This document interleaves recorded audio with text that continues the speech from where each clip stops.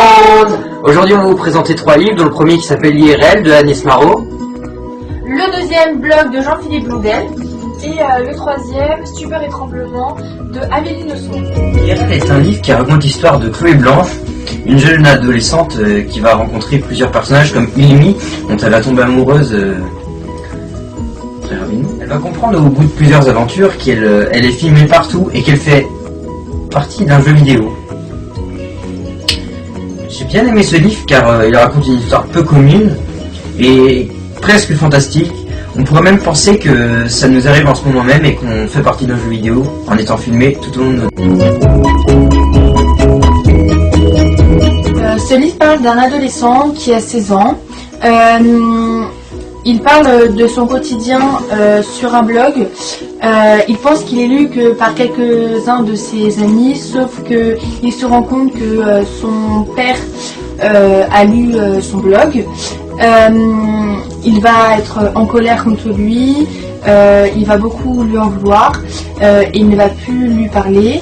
Et son père, pour se faire pardonner, va lui offrir son journal intime d'autrefois et quelques photos. Mon avis sur ce livre est très positif, il est très facile à lire. De plus, il commence par putain de merde. Ce n'est pas du tout courant et c'est plutôt un langage familier et c'est plus facile de le lire pour des jeunes de notre âge. On s'identifie énormément aussi à l'adolescent car si nos parents viendraient à lire notre blog, je serais énormément blessée et trahie.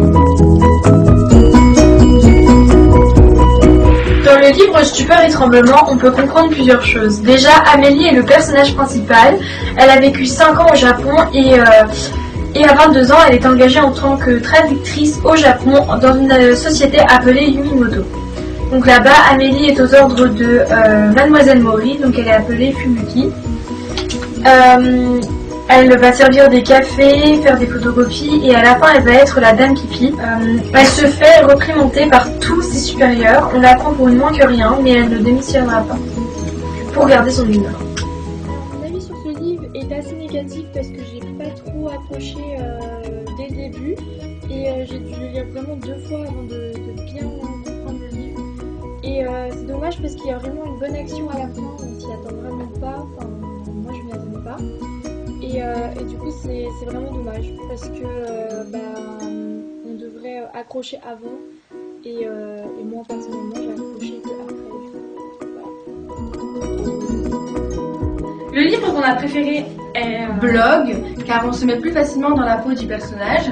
De plus, le livre est très facile à lire. Et on s'attache très vite à l'histoire et à l'action qu'il va y avoir.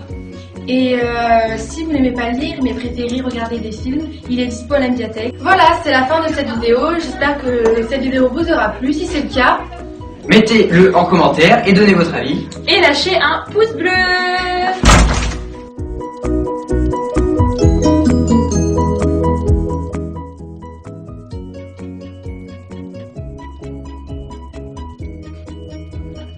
N'hésitez pas à nous le lire en commentaire. Et si c'est le cas de quoi?